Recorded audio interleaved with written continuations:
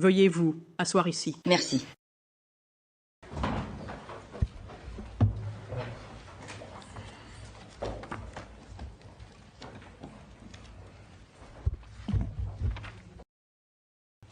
Sommes-nous prêts? Eh bien, merci à tous d'être ici aujourd'hui. Je suis honoré d'être ici avec mes homologues, les ministres des Affaires étrangères du Rwanda et de la République démocratique du Congo, pour assister à la déclaration de principe pour la paix dans l'Est de la RDC. C'est une déclaration qui établit une compréhension fondamentale de la gouvernance régionale, de la sécurité, des cadres économiques et met fin au combat, et permet à la région d'atteindre son plein potentiel. La partie orientale de la République démocratique a connu 30 ans de conflits. Une paix durable et un développement économique à long terme ne seront pas faciles, mais ils sont importants. Et avoir mes deux homologues ici, en tant que ministres des Affaires étrangères de ces pays respectifs, démontre le début d'un engagement fort à avoir les conversations nécessaires pour parvenir à une résolution.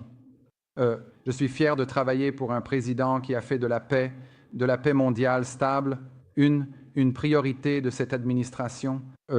Et aujourd'hui en est la preuve. Il veut voir une résolution pacifique dans de nombreuses parties du monde, mais il veut voir une résolution pacifique ici. Et nous voulons jouer un rôle constructif, productif, important et clé pour garantir que cela puisse se produire. Et une paix durable dans la région des Grands Lacs ouvrira la porte à un plus grand investissement des États-Unis et plus largement de l'Occident, apportant des opportunités économiques et de la prospérité. Et cela aidera également à faire avancer l'agenda de prospérité du président Trump pour le monde. C'est, comme on dit, une situation gagnant-gagnant pour tous les acteurs impliqués, pour les États-Unis, pour la République démocratique du Congo et pour le Rwanda. Nos entreprises sont bons citoyens, assurant des chaînes d'approvisionnement responsables et fiables pour les minéraux critiques, bénéficiant aux gouvernements régionaux ainsi qu'à nos partenaires et alliés. Ce développement économique combiné à une paix durable, et je dirais que la paix durable précède le développement économique, il est impossible de le faire sans la paix, permettra également à des millions de personnes déplacées de retourner chez elles dans des communautés plus sûres, avec de nouvelles opportunités économiques qui ont échappé à des générations.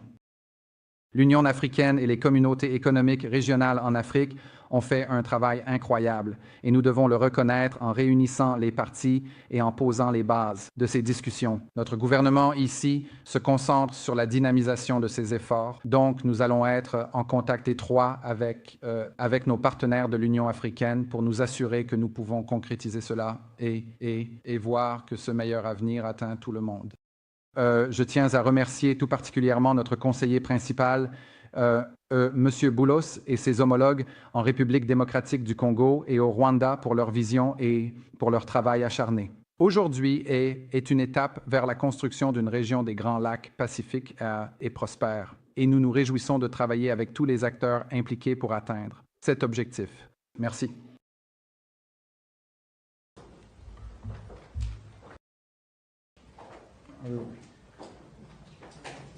Parfait. Merci. Monsieur Le Sec. M'excuse, devez-vous voir? Non, c'est bon. Je regardais, j'étais... Pas de souci. Merci. Monsieur le secrétaire d'État, l'honorable sénateur Marco Rubio. Son Excellence, Monsieur Olivier Nduwirir, ministre des Affaires étrangères de la République du Rwanda, Excellence, distingués invités, Mesdames et Messieurs, aujourd'hui ne marque pas une fin, mais un commencement, une étape nécessaire vers la paix prise avec détermination et objectif. Ce moment revêt une importance particulière pour la République démocratique du Congo. À Goma, à Bukavu, et au-delà, la réalité du déplacement, de l'insécurité et des difficultés persiste. Pour nous, l'urgence de cette initiative n'est pas théorique, elle est humaine.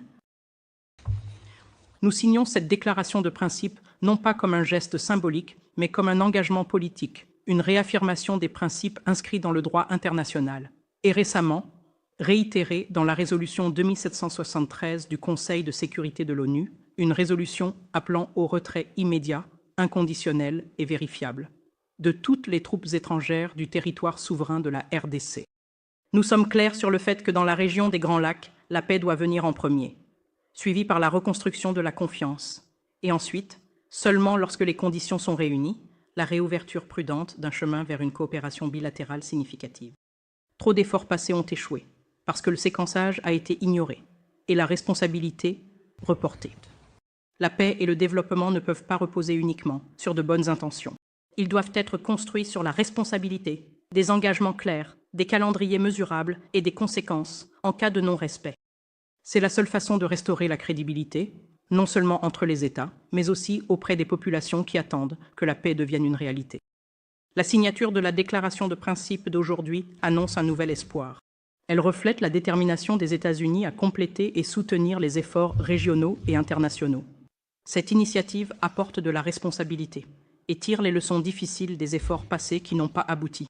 Donc, la bonne nouvelle est qu'il y a de l'espoir pour la paix. La véritable nouvelle, c'est que la paix doit être méritée et elle nécessitera du sérieux, de la transparence et de la sincérité. Nous saluons le leadership des États-Unis d'Amérique, un pays qui a montré un soutien indéfectible, des principes constants et de la détermination dans les forums multilatéraux, notamment au sein du Conseil de sécurité des Nations Unies.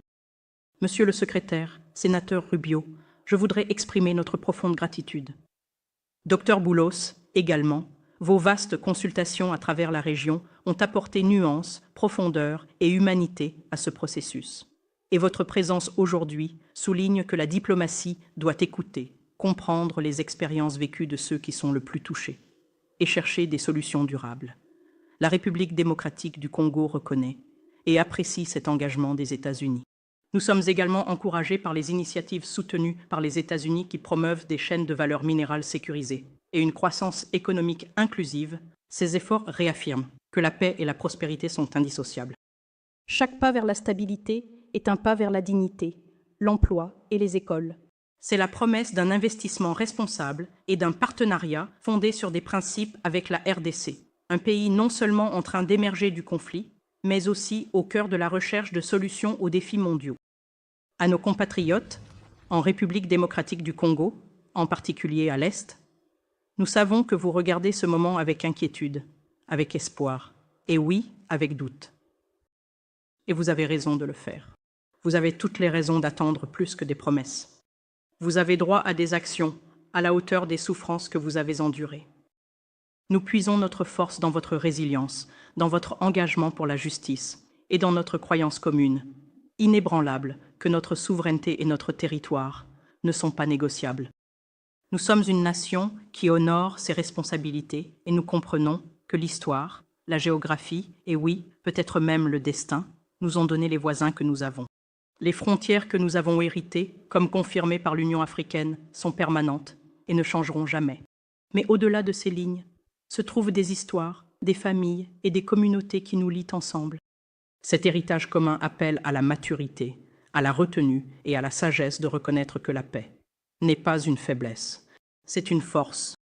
Encore une fois, nous nous trouvons à un carrefour, avec la paix à portée de main. Et nous, la République démocratique du Congo, sommes déterminés à aller de l'avant en nous appuyant sur les leçons du passé. Nous nous tenons comme une nation dédiée à atteindre une paix durable. Nous accueillons le soutien d'un partenaire fort à nos côtés. Et j'exprime l'espoir solennel que toutes les parties saisiront cette opportunité, tout comme nous, la RDC, avons choisi de le faire. Merci. Merci, Madame la Ministre. Monsieur le Ministre. Merci.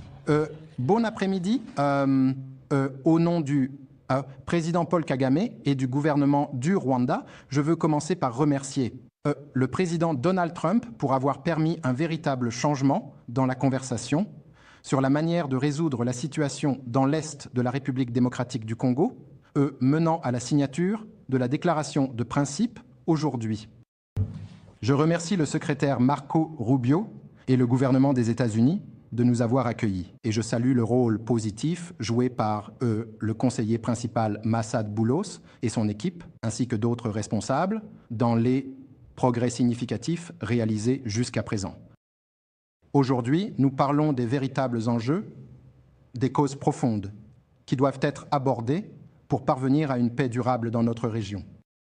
Cela inclut, avant tout, la sécurité, ainsi que le retour des réfugiés. En outre, et c'est très important, nous discutons de la manière de construire de nouvelles chaînes de valeur économique régionales qui relient nos pays, y compris avec des investissements du secteur privé américain. Notre objectif est une région sécurisée, exempte d'extrémisme, ethnique, violent et bien gouvernée. En travaillant ensemble, notre région peut être un moteur de prospérité pour tous nos peuples et en effet, pour l'Afrique dans son ensemble. La déclaration de principe ouvre la voie à un accord de paix définitif, donnant un nouvel élan aux efforts en cours du processus dirigé par l'Afrique sous l'égide de la Communauté d'Afrique de l'Est et de la Communauté de développement de l'Afrique australe, ainsi que de la piste de Doha, facilitée par l'État du Qatar, où nous avons constaté des avancées importantes ces derniers jours. Notre objectif commun est de conclure un accord de paix global dès que possible. Mais il n'y a pas de raccourci ou de solution rapide. Et nous devons faire le travail difficile pour le réaliser, correctement, une fois pour toutes. Le Rwanda est engagé et nous sommes prêts à continuer de travailler ensemble avec tous les partenaires de cette initiative. Je vous remercie tous. Merci. Très bien. Oui. Le secrétaire Rubio signe, en tant que témoin, la déclaration de principe entre le gouvernement de la République démocratique du Congo et le gouvernement de la République du Rwanda. Parfait.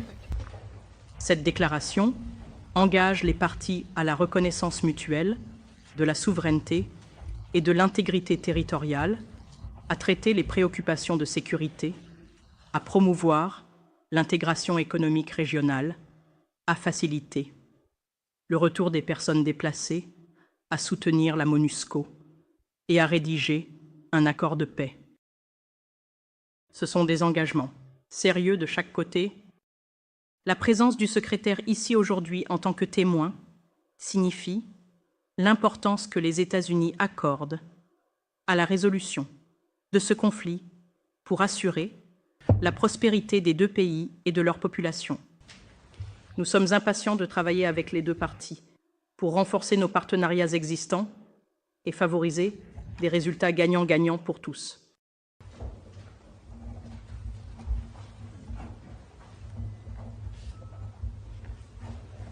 Alors, nous allons le faire glisser par ici. Parfait. Merci.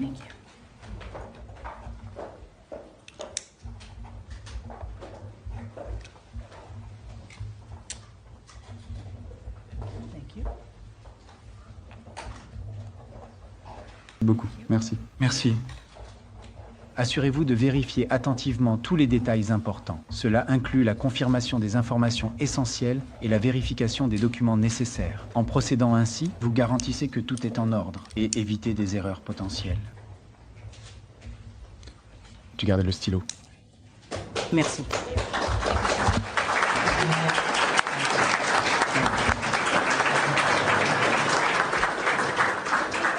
Beaucoup. Merci beaucoup. Merci.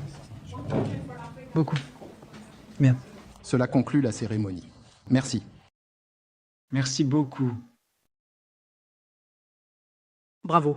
Félicitations. Merci. Merci beaucoup.